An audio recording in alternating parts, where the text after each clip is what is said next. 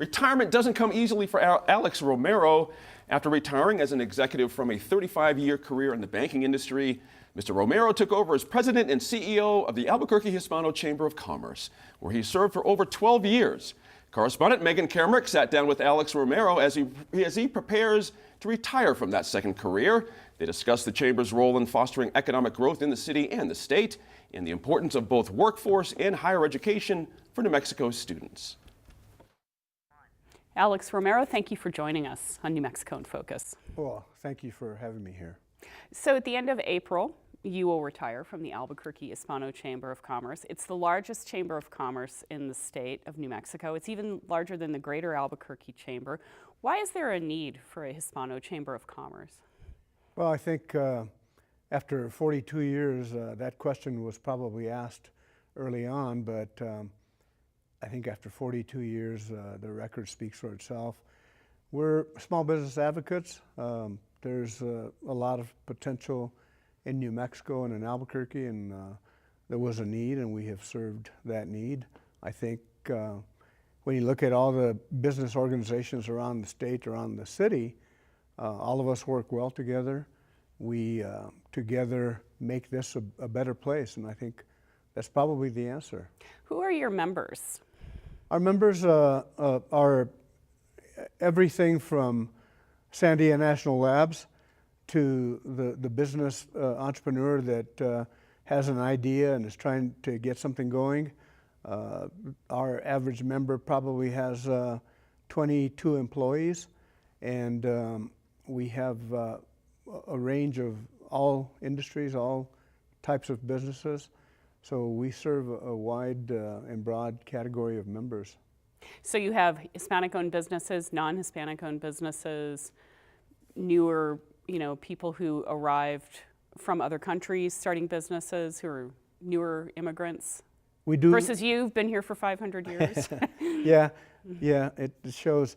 I've been, I think the answer is that we've been inclusive from the beginning, and we're looking at where the need might be, and then how do we serve that need.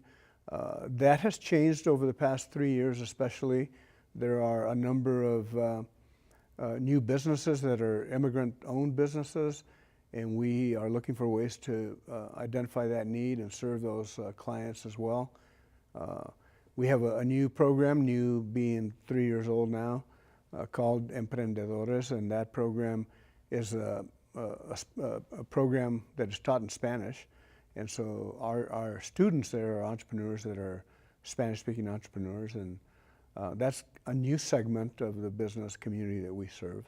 How do you see, for instance, your chamber working with the Greater Albuquerque Chamber? How do you work together, and how are your priorities maybe different? Yeah, I'll give you a pretty recent example. So the legislative session just ended. Terry Cole, who is my counterpart at the Greater Chamber, does remarkable work in Santa Fe. In fact, she actually moves to Santa Fe and works there during the session. So we don't spend our time in Santa Fe. We go up when we need to testify. If we have a bill, we follow our bill, of course. But I rely on her to, I read her morning newsletter on what happened the day before or that night. And so she is a tremendous resource to me, and we work very well together. Recently I was asked to speak to her board of directors, and that was the first thing that I talked about, is how important that relationship is, and how we value the fact that I can pick up the phone and say, hey, what's going on with this bill? And I don't have to have been there for the entire week or whatever it takes. So the relationship is a good one. The Hispano Chamber promotes economic development and workforce education, and also you raise funds to help students pursue higher education, many of whom are first-generation college students. Do you see workforce education and higher education as equal partners driving Albuquerque in terms of the economy? Yeah, I do. I've never thought of it that way, but I think that's absolutely correct. Not every student, not every graduating high school student is going to go to college, and that should not be the expectation, probably. The question is, what kind of training do you need to get the job that you want to have? Obviously, it would be ideal to have every high school student go on to college, but the reality is that that's probably not the case. So our workforce training, a lot of it is geared toward adults rather than high school students.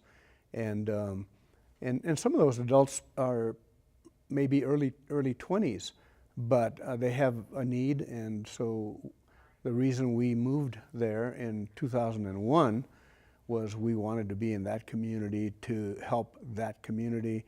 And of course, that has grown to really all of the city. And you're also on the New Mexico Hispanic Education Advisory Council, which works to close the achievement gaps among Hispanic students throughout the state. What do you see as the biggest barrier for Latino or Hispanic students today?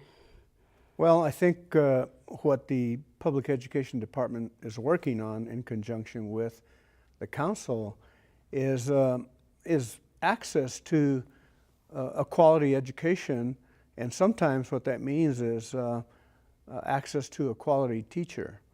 So I think that's really kind of the challenge is not only preparing the student or connecting the student to an opportunity, but it's about equal access to quality teaching. I think part of the program that PED has in place with teacher development, especially dual language, is a big deal for New Mexicans. It'll be a big deal for this country. What kind of progress have you seen in these efforts in recent years? You know, it is slow moving. The Hispanic Education Act is an unfunded mandate. So is that a state or a federal? It was enacted in 2010 here in New Mexico.